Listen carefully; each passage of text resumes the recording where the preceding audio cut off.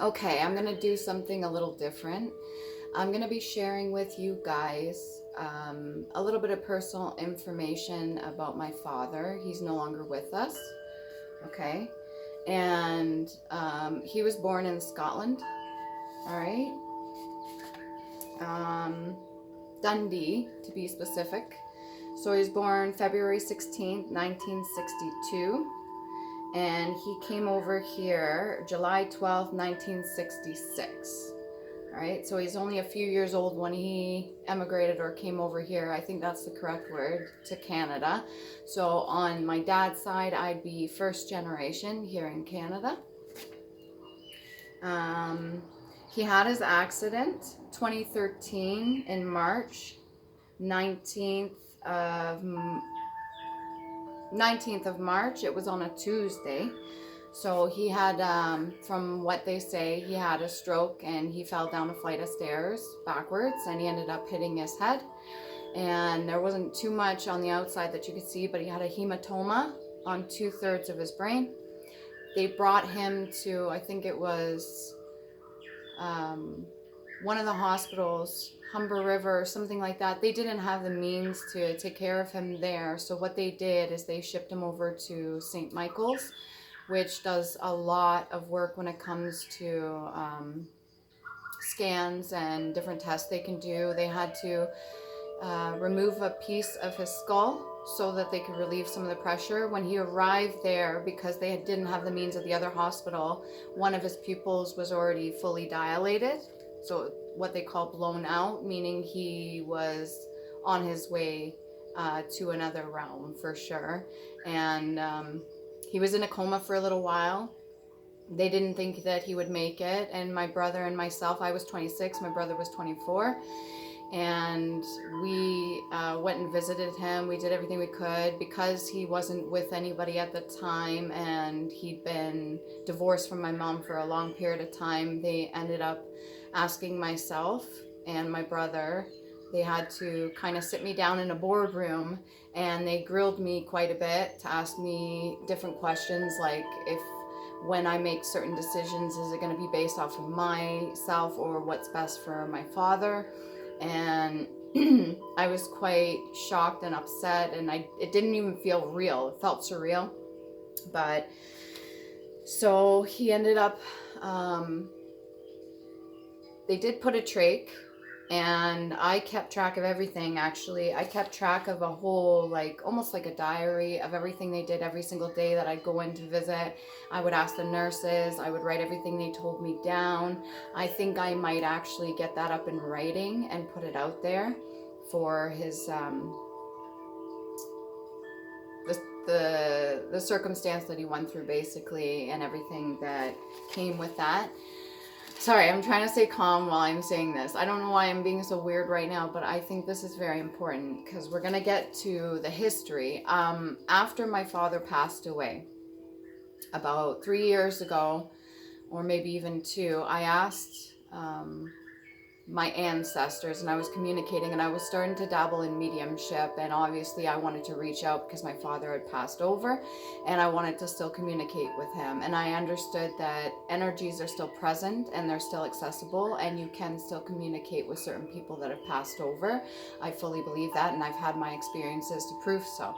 So I was sitting there flipping through a book and I was looking at all the pictures, and I started looking at my aunt because my dad had 2 siblings. I started looking at my aunt and my uncle, and I started looking at my dad and realizing they didn't have a lot of similar features, which most of the time our bloodline carries certain features so that we could recognize each other. This is like a biological thing.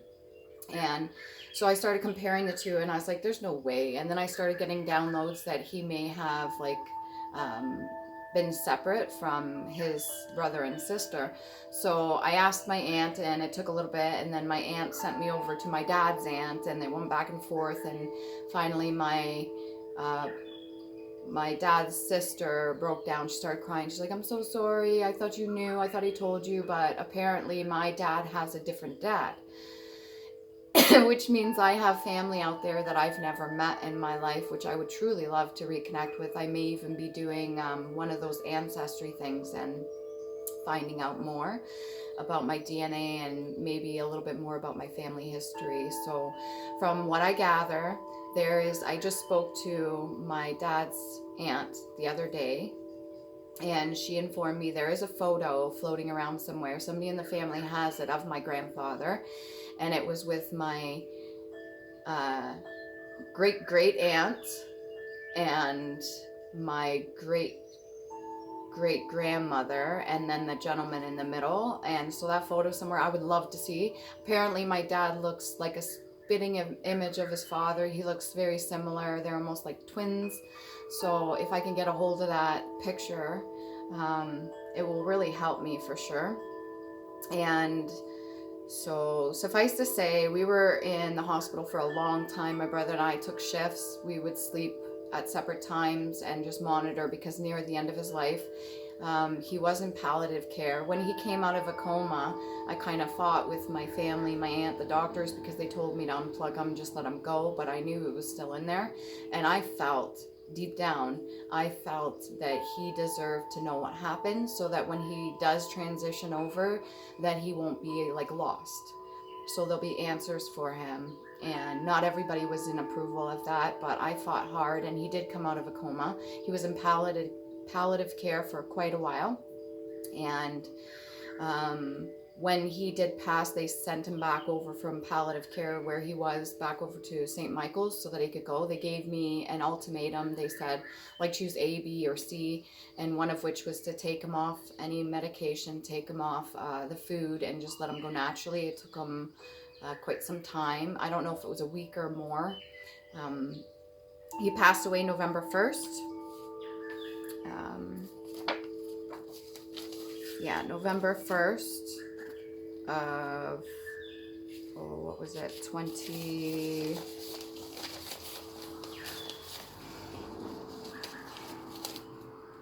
I had it here, and I don't remember completely. It's been some time now. It's almost like I don't want to remember, but I know it was November 1st. At 10:22, I did mark that down, so it's like 22 in 24-hour time, which is interesting. I think that's significant too.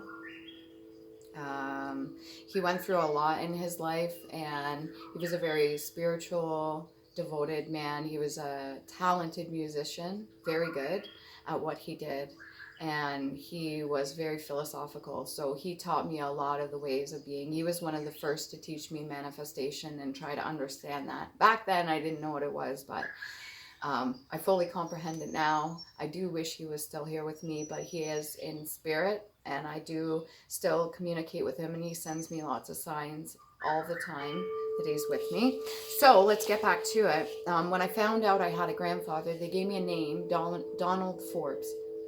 And so when you look at it into Google, the first thing that comes up is a ex-convict, okay? And I was panicking at first. I was like, oh, good Lord, don't tell me I'm related to an ex-convict, please. I was like, that may be the shadow side of my life that I really didn't want to dive into. So Donald Ferguson Forbes, 1935 to the 12th of April, 2008. So this man lived till 2008. So I was doing research on the Forbes family. It's got a long list of people. I'm going to go through some information here. Clearly, I may not be connected to all these people, but what I'm trying to do is I'm trying to get it out there. I'm trying to reach out to people and maybe get some more information, because I have family out there I've never met and I would like to.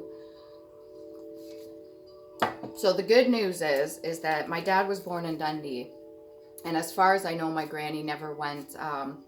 When her husband would leave on long trips and never tell her where he was going, and then he would come back and it would be a short while, and it was only a matter of time before she fell for another person, and that's how my dad was conceived.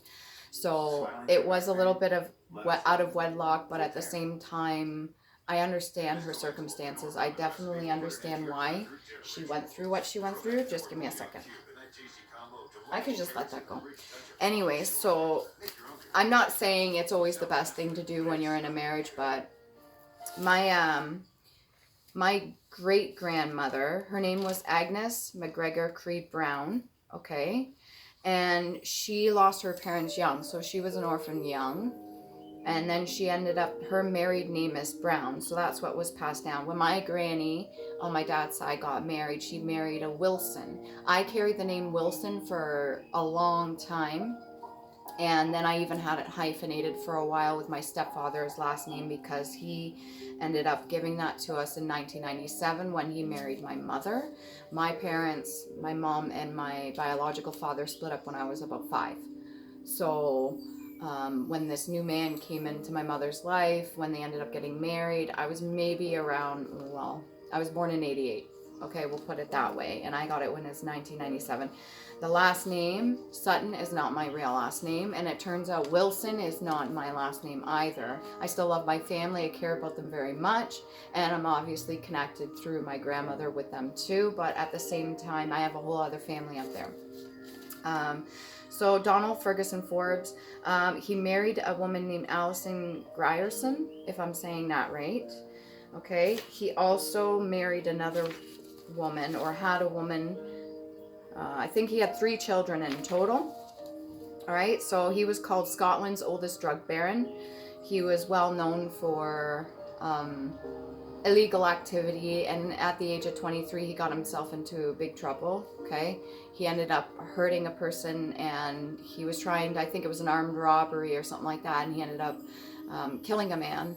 And I don't know if he had any feelings about that, but from the description and the articles I read and stuff like that, because this is me trying to find out. I found out that my grandmother wasn't in Edinburgh or anything like that. I don't know if she ever visited, but there's no way Donald Ferguson Forbes is my grandfather, which is good to know. And hopefully when I do the DNA test, I find that's to be true. One of his sons' names was James Forbes.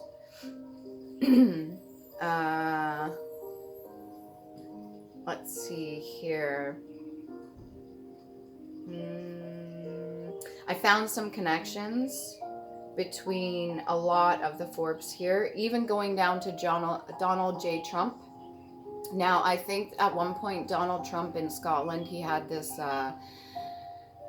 residence or something like that, and he wanted to put a crest out front. I don't know if he used the Forbes name, but legally when you put a crest on your family home or something like that, there's a process you have to go through before you can just throw up any kind of crest or shield or something like that. And you can make your own family crest.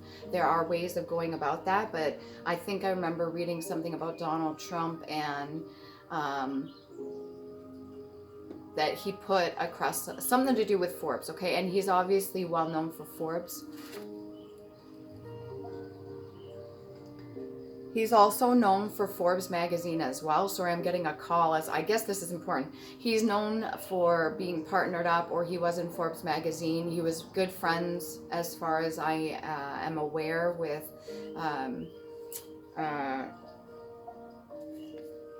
JFK Jr.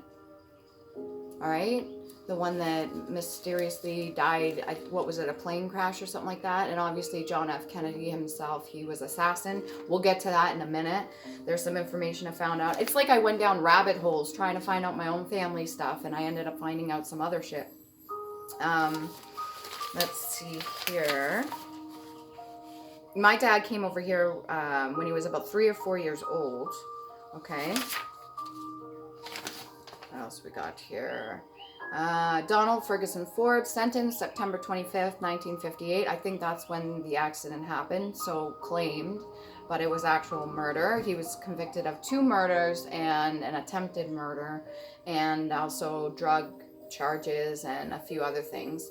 The person that he harmed or killed was Charles Gilray, and his brother Robert Gilray, or something like that. That was July 2nd, 1958.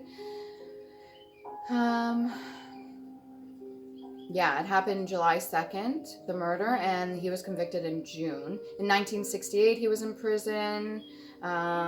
He was freed on parole in 1970. So originally they were going to hang him, and then at that time it was less and less convenient, I guess, for the prisons to be showing that they're killing people or executing. So they were being more harsh about the sentences. before, and they kind of like eased up a little bit. So it went from hanging to life in prison, but he for some reason got parole. He was back later in 2 months. He escaped at one point August 30th, 1971. September 5th, 1971, they caught him. He was released 1998. He did spend 40 years in prison. He's the oldest recorded prison mate that did time or something. Released 1998, December 8th. They raided his flat in 2003, and he was charged 12 years. He passed away at 73 years old, April 12th, 2008. So the man lived quite a bit. During that time, he had 2 children with Rita McLean. And then there's a woman that also wrote to him while he was in prison, Allison Grierson. I'm not sure if I'm saying that correct. And he married March 6, 1980. So he had 3 children in total. One of them was named James. I don't know. I think there was in the description. I know I'm getting a little off track here, but we'll get to the point in a minute, okay? There is a description, and they think they give the names of the children, but I don't think that's their fault, obviously. What else? Forbes is crest. It's 3 bears on it for one of them. Let's see here. Coat of arms, 12th century, used by knights or heralds, regulators of heraldic achievements or armorial bearings. Monarch would grant coats to be inherited by first sons of each family. Okay, you can go to Court of the Lord Leon. I'll hold it up here if you want to go there and check that out. All right. Scott. So Coat of Arms Registry. You can get the brass armlet. What else? Forbes, meaning, Grace Me Guide. Lonnock, Hill in Strathdoon, Highland and Friendly Society, apparently. Link to Dudley and Winthrop. We'll get to that again. Those are 2 families. I'm just reading off random stuff. Aberdeenshire in Strath of River. Don, 45 miles with Aberdeen in the Highlands. Estate, Les Essarts. We'll get to that again. And the Notion Island Trust. Boston, Massachusetts has ties as well. Their assets, they're in politics, automotive, arts, music, film, land, island, trades, shipping. They actually began a lot with trades, and we'll get into that as well, the opium trade. Railroad, Bell Telephone Company. Okay, that has ties to Hathaway as well. Real estate, Cabot, law, banking, school, and universities. Okay, so that's that. On my dad's side, we have Christina, James Braid. Okay. One's from Dundee, one's Fifeshire. And then you got Agnes McGregor Cree, which is my great-grandmother. So her real last name is Cree. And she married Robert Hunter Brown. And then on James' side, Christina Douglas and Jim Wilson. My father's name is Stuart Wilson, but his real name is Stuart Forbes. Okay, so that's important. That'll come in later. All right, let's get to this. Forbes and the trade. So the Wu Bingjian trading called Huqua. It's Houqa, or Huqual, right there. All right. Hong merchant in the 13 factories, head of the Yi Wu Hong, leader of the Canton, or Ko Hong, once the richest man in the world. There is actually a painting of him there. The portraits from George Chinnery, who lived in Asia most of his life. Okay, I thought that was interesting. The Huqua, it almost sounds like hookah. And then we've got, let's get to some information here.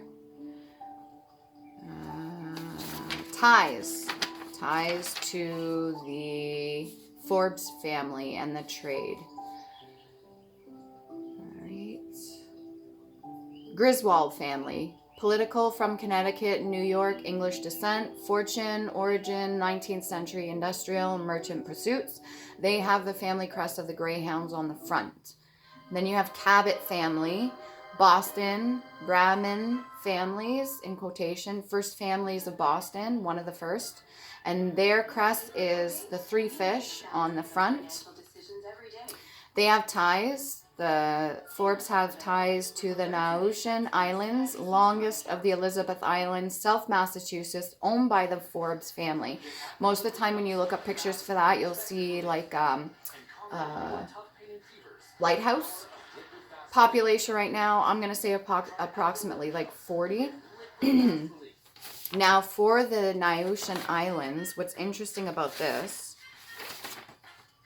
I started going down a rabbit hole for this. Now, bear with me. I've got like all notes and stuff like this. You may find this interesting. If not, click off, go somewhere else. But there may be some interesting information in here if you have any ties to any of these families, okay? All right, let's see. Where is it? The Nahushan Islands. Here it is. James Colt, okay, lawyer, has ties. Politician representative, 4th Essex District, Massachusetts, 1955 to 1997. Part owner of the Nahushan Island, Forbes estate of Falmouth town in Barnstable County, Massachusetts. The terminal port for steamship authority, okay, ferries through Martha's Vineyard. Okay, so the ferries that go to Martha's Vineyard, everybody, most of you know what Martha's Vineyard is. It's very important when it comes to talking about certain people of the higher ups.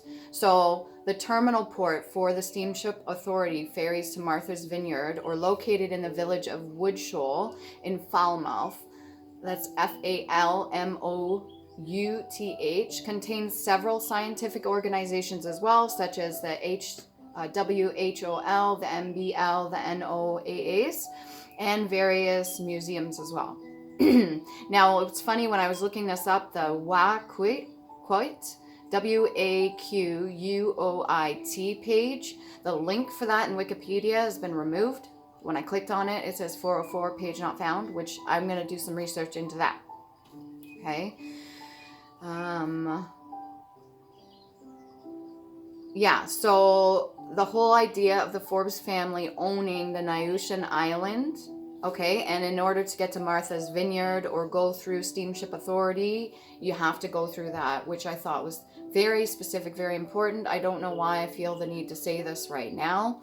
I'm trying to do my own background thing for my own family, so when it comes to reporting this sort of thing, I think it's specific. There are a lot of ties there with a lot of things going on, especially for the Elizabeth Islands. Okay, what else we got here? Another thing that I thought was interesting. Okay, these are people, all people for Forbes. Okay, the ones that come up. You got Michael R. Payne and who's married to Ruth Hyde Payne, and Oswald family benefactors, in whose garage Lee Harvey Oswald's gun was stored. Okay, Lee Harvey Oswald, if you don't know, is the person that assassinated JFK, supposedly. I do believe that it was a setup. That's my opinion, and that's all that is. Just to be clear, for YouTube standards, I'm not accusing or saying anything, but I do believe Lee Harvey Oswald was used as a pawn, got himself into some shit. Lee Harvey Oswald was married to, I think she was 22 at the time, Marina Nikolayevna, okay, and she was a Russian pharmacist. I do believe that's important too. Like I said, I'm trying to do my own research for my own family for Forbes, and I end up going down rabbit hole. But this feels like it's important to put up here. So Lee Harvey Oswald is married to a Russian pharmacist, okay? Now, I don't want to speculate anything or make ties. You can take this how you understand it, make it make sense. She's currently alive, as far as I know. 83 years of age. From the research that I did, she could be older. So yeah, the man who supposedly killed JFK, who's also the father and friend of Donald Trump, JFK Jr., who's also, I think he was the owner of Forbes magazine or something pertaining to that, and is also close to Donald Trump. All right, let's see what else we get here. There's another man on there, which I thought was interesting. When I was doing the research for Donald Ferguson Forbes, there's another man that comes up, Donald R. Forbes, and he's much older. And if you look at the similarities between Donald R. Forbes and Donald Ferguson Forbes, they look very, very, very close. Now, I don't know what the ties are to that. Anyways, he's a baker, Manic and Jensen or something like that. I once had a friend named Jessica Jansen. I don't know if she has any relation to that. Looks a lot like Donald F. Forbes. All right. Business in general, civil litigation and agriculture, real estate property, contract and probate or trust disputes. So he's like a lawyer almost. So that was the guy that I looked up for there. And when you put the pictures side by side, it's very, very similar. Obviously Donald J. Trump, born in 1946, June 14th, Queens, New York. So apparently, like his bloodline, I was looking at that. Parents, Mary A. McLeod. And then it goes to Malcolm McLeod, and back from that it goes to Alexander McLeod and Anne McLeod, which I thought was interesting on the mother's side. Yeah, on the mother's side, it looks like the parents for Malcolm McLeod was Alexander McLeod and Anne McLeod. Now, I don't know if that's the same, like if they're related, because they have the same last name, but going back from him, his mother, 2 generations from his mother. And then on his father's side, Frederick C. Trump, Lewis, Scotland, 1912. Now for that side, they're all in Lewis, Scotland. That goes back to Mary Smith, and then it's Donald Smith and Mary McCulley. And then, what else we got here? You got Elizabeth, okay, here it is. Frederick Drumpf, Germany, 1809 to 1918. You got Elizabeth Christ, if I'm saying that correct, 1880 to 1966. And then you got Johannes Drumpf and Katharina Cobber. Again, you got German, and then you've got Scottish. And then you've got Philip Christ, Anna Maria Anton. So that's just like for Donald Trump. And then obviously his siblings, you got Marianne, you got Fred, who passed away 1938 to 1981. You got Elizabeth and Robert. Again, friend to JFK Jr., advisor of Elon Musk. What's interesting for 12th century, Sir John de Forbes, trading opium tea between North America and China. 19th century, Forbes family, part of the Boston Brahmins, wealthy family in Massachusetts. Members include John Murray Forbes, 1813 to 1898. These are all just like things I'm spitting out here. John Forbes Carey, 1943, member of Politican fan, like he's a political person. William Cameron Forbes, Commissioner of Commerce and Police for the Philippines. So you've got ties so far with China, you've got ties for the Philippines.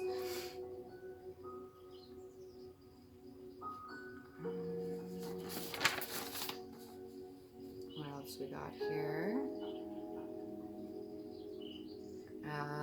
Les Esserts, Forbes estate in Saint Briac, France, of James Grant Forbes. He was born in Shanghai, China, in Brittany at Les Essarts. That's where he was. Grandfather of Bryce Lalonde, Green Party Minister of the Environment, 1988. Founded Green Ecology Generations. There are good Forbes there. Okay, Generation Party, 1990. Here's the thing about Les Essarts, okay? It was occupied as Nazi headquarters during World War II. Germans did flee and they burnt the whole place down. Les Essarts was rebuilt in 1954. John Forbes Kerry, Secretary of State, 68th, 2013 to 2017, Barack Obama administration. Lee Harvey Oswald,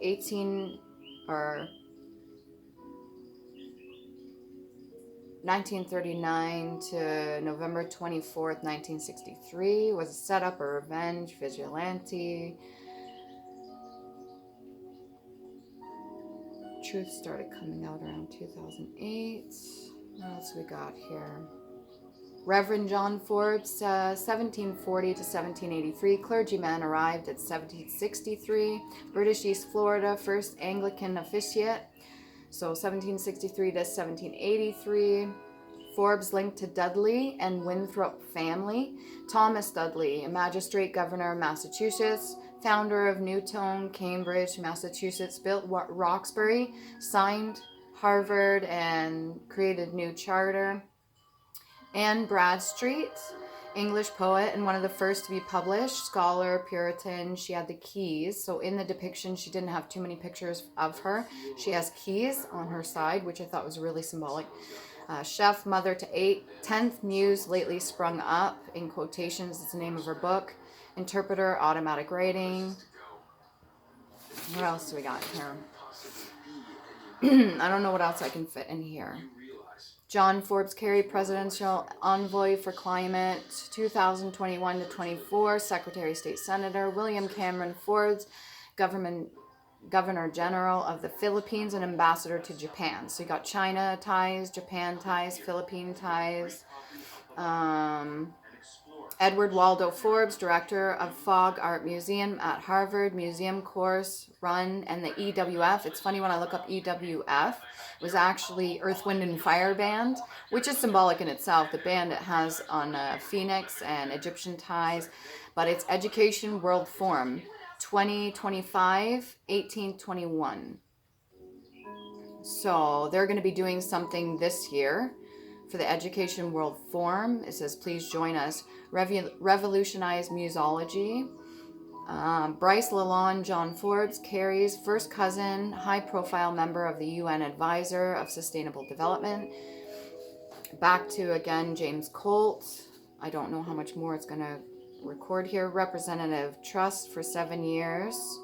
Not anymore. Ruth Forbes Young, 1903 to 1988, founder of IPA, studying on peacekeeping, developing doctrine, married to inventor, helicopter pioneer Arthur Middleton Young. John Murray Forbes, married to Anne Howell. Rosemary Forbes Carey, married to Richard Carey, nurse and social activist. Elliot Forbes, I.E., or E.I., sorry, I put cute in quotations, conductor and musicologist. And then I have Beethoven that came up there. I even put this little side note over